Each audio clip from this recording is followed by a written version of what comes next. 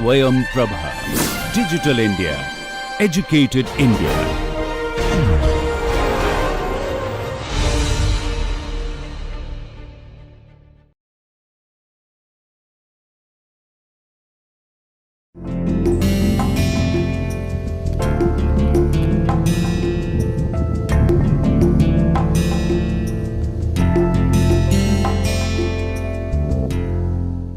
Welcome to the second lecture of week 2 for the Muffler Acoustics course. So, before we move ahead, let me bring out the last slide of the last lectures, in which we finally had the expression for the governing differential equation for a duct which is carrying a uniform mean flow along the positive x direction. So, going back, this was a system, it was positive x direction, mean flow along the positive x direction, and we ended up with equation 10 and 11 and slide number 9 that we have here. So, the first set of equation 10 is obviously in a m naught and all those things are non-dimensional form. This is yet another form. So, we will try to derive the solution of equation 10 or equivalent 11 in this lecture, which is going to be a relatively shorter lecture. We will just focus on derivation of that. As I have emphasized that in the limit of u naught tending to 0 or setting u naught to 0, we will get a stationary wave equation for a wave propagation in a stationary medium. So, the solution of that is very well known. So, what is that?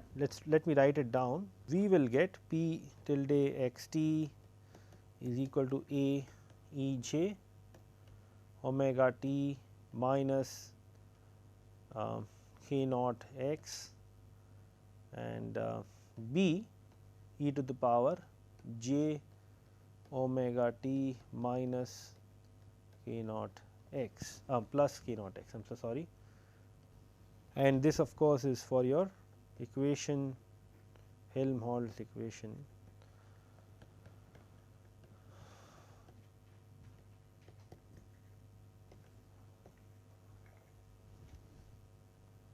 Right. So, this is what it is. Now, if we insist time harmonicity say in the equation number 10, that is to say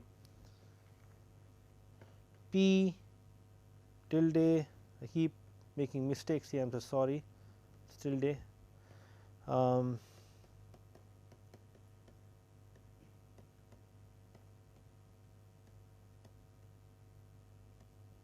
if we insist that, what do we get?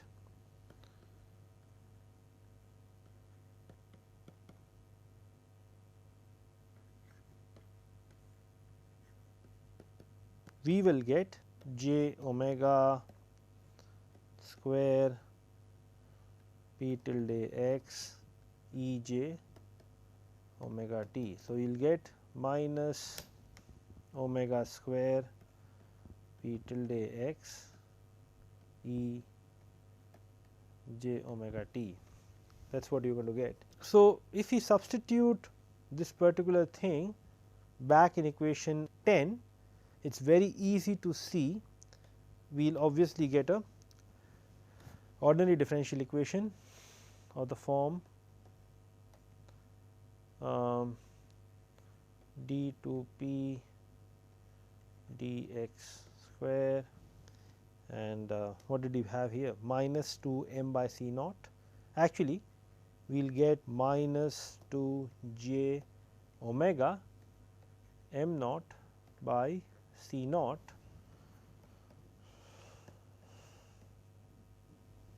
this thing, and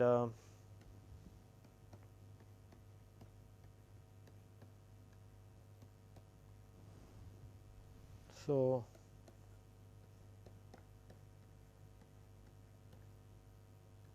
let me write it this thing like this, minus 2 j k naught m naught p tilde x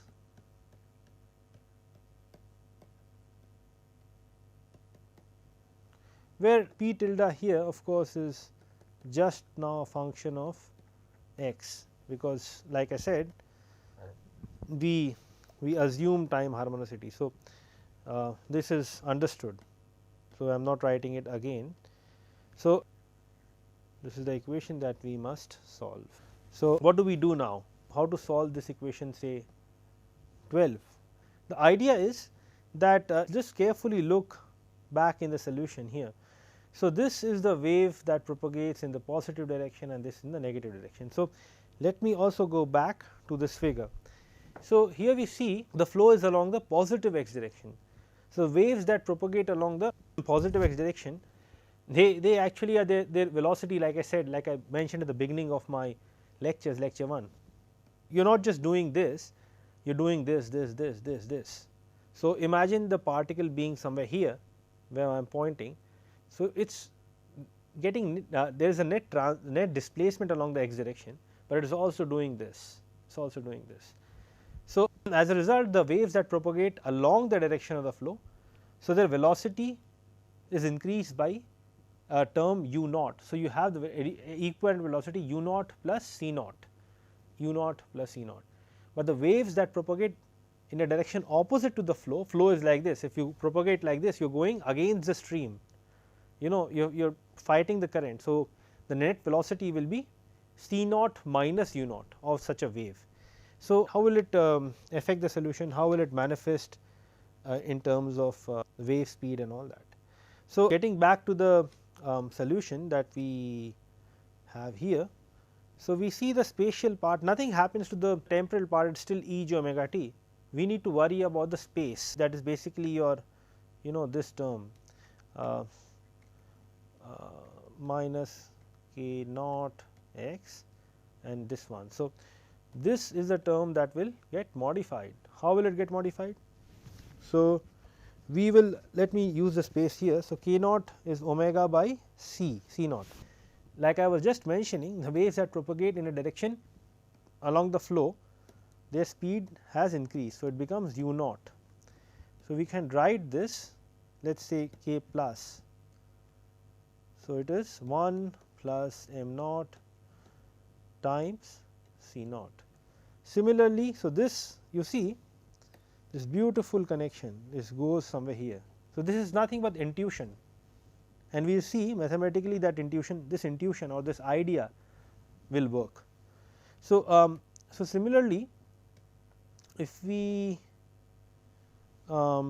get here k, the waves that propagate in the negative direction will be omega by c naught minus u naught. So, I will put a minus sign somewhere here, and this then will become omega by c naught 1 minus m naught.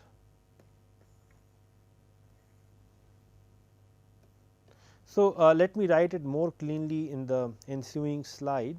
So, one of the solutions will become P 1 tilde x is A 1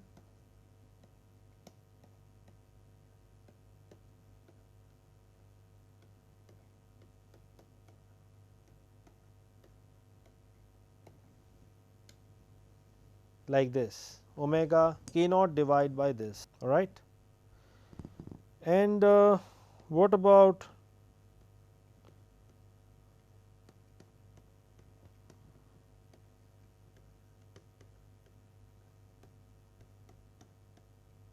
the waves that propagate in the direction opposite to the flow? So, what will happen to that? So, then it will become j k naught divided by 1 minus m naught x. So, there will be plus sign somewhere here,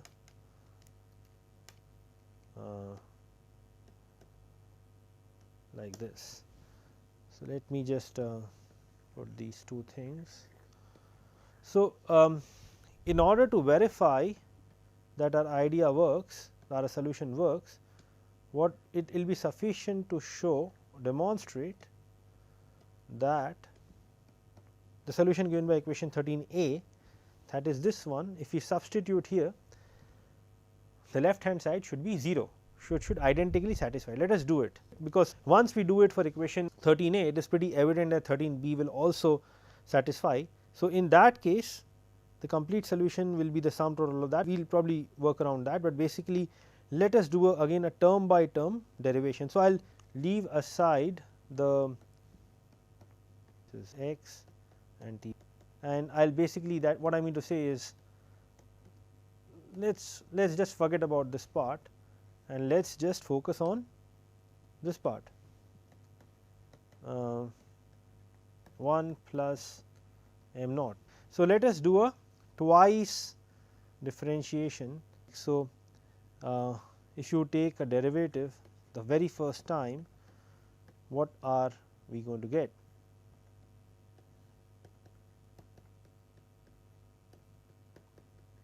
And yet again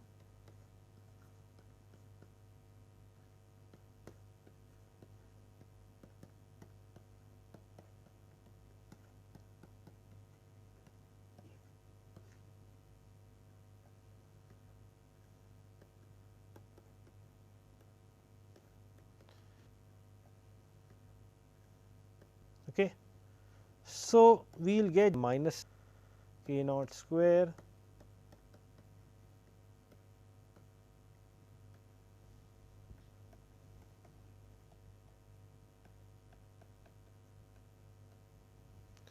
So, this is what we are going to get, all right. So, let me box it and let me call this as equation 14 a and this as equation 14 b. E to the power minus j k naught x, again this is a common factor that keeps happening. So, because of the complex exponential, particular factor that I underline, and then what we need to do is basically put this equations 14 a and b right in 12. So, that is all that is required really, and we will obviously see that this factor, what I will just underline this thing, this actually can be taken common once we put this thing in equation 12. Basically, the idea is that if we substitute equations 14 a and b in the equation number 12, the resultant equation would probably be looking something like this, 1 minus m naught square and your minus k naught square p tilde, and I will tell you what p tilde is. It is nothing but that old solution that we have got, but we have got a whole lot of terms now. So, minus 2 j k m naught k naught multiplied by minus j k naught m naught p tilde plus k naught square is equal to 0. So, here actually it is more of P 1, where P 1 was your this thing. So, that is because this factor keeps on happening. So, basically the point is to take P 1 common and actually also k naught square, k naught will happen. So, I will take k naught square and P 1 tilde common, 1 minus m naught and 1 plus m naught. So, what is going to happen is 1 plus m naught is what you are going to get, and here will be minus 2 j square is minus 1, minus 1 is plus. So, eventually you are going to get minus 2 m naught divided by 1 plus m naught, 1 plus m naught. So, actually there will be a minus sign somewhere here, because you are taking, you have minus. So, so you carefully look, minus will be here, I will take this thing common. So, you are taking k naught square and P 1 tilde common. So, you will still have minus times 1 minus m naught square divided by 1 plus m naught whole square. So, little bit of algebra would basically show that this is what the final case scenario is, 1 plus m naught minus 1 plus m naught. So, you can multiply that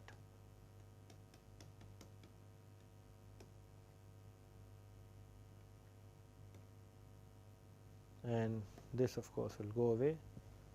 The cancellations are pretty evident, and eventually it is k naught square P 1 tilde times 0, which is 0, which is equal to the RHS of your equation number 12. So, eventually what we saw that if we substitute this in equation 12, this indeed is a solution. And so, I actually leave it as an exercise for the students to show that equation 13b is also a solution of equation 1, but this then represents a wave that travels at a speed little smaller or a little lesser than the sound speed because of the convective effects of mean flow. It is propagating in opposite direction, and this is also a solution. So, the complete solution then, any guesses how will it look? It will look like p tilde x comma t is equal to p 1 x t plus p 2 x t, which is nothing but a 1 times minus j k naught x plus a 2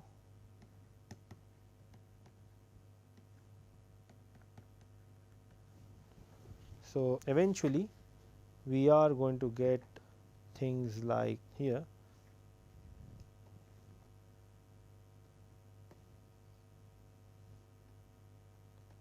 basically this is what it is, the solution of the wave equation in a duct which carries uniform mean flow.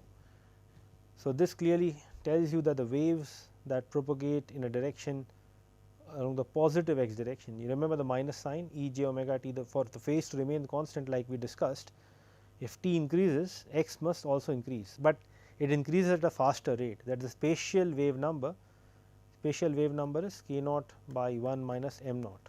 M naught is some non-zero small quantity, probably less than 0.15 or something for duct acoustics for automobile mufflers. So, it is anyways much more than your this thing, which is k naught, which is this thing. So, this is something like your k plus and this is k minus. So, this is the complete solution then. What about the particle velocity?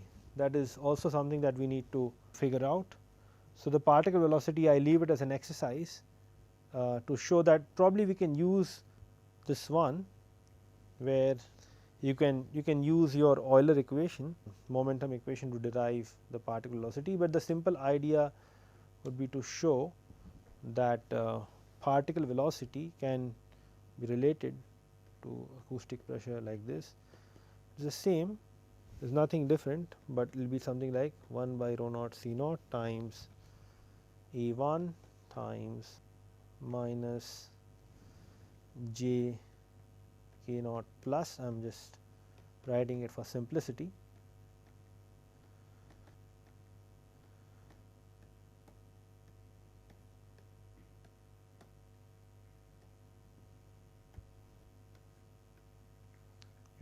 You still see the occurrence of rho naught c naught, and needless to say you should be able to verify that this solution reduces to that of acoustic propagation in a duct without any mean flow, that is for a stationary medium, in the limit when m naught tends to 0. All right. So, this is what we are going to see. Basically these equations, let us number this as 15, I guess.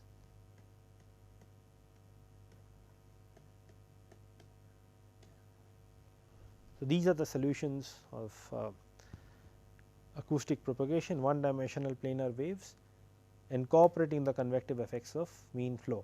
So, I guess we will stop in this lecture here and worry about the 3 dimensional effects in the next set of lectures.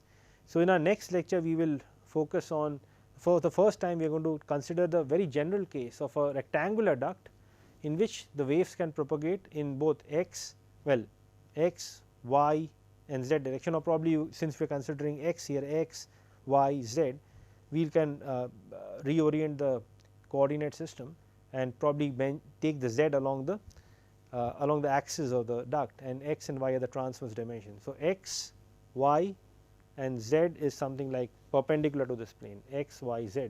So, the full 3 dimensional solution for the acoustic pressure field will be derived, and of course, this will be first we are going to talk about the development of the 3-dimensional Helmholtz equation without mean flow, and also incorporating mean flow along certain direction.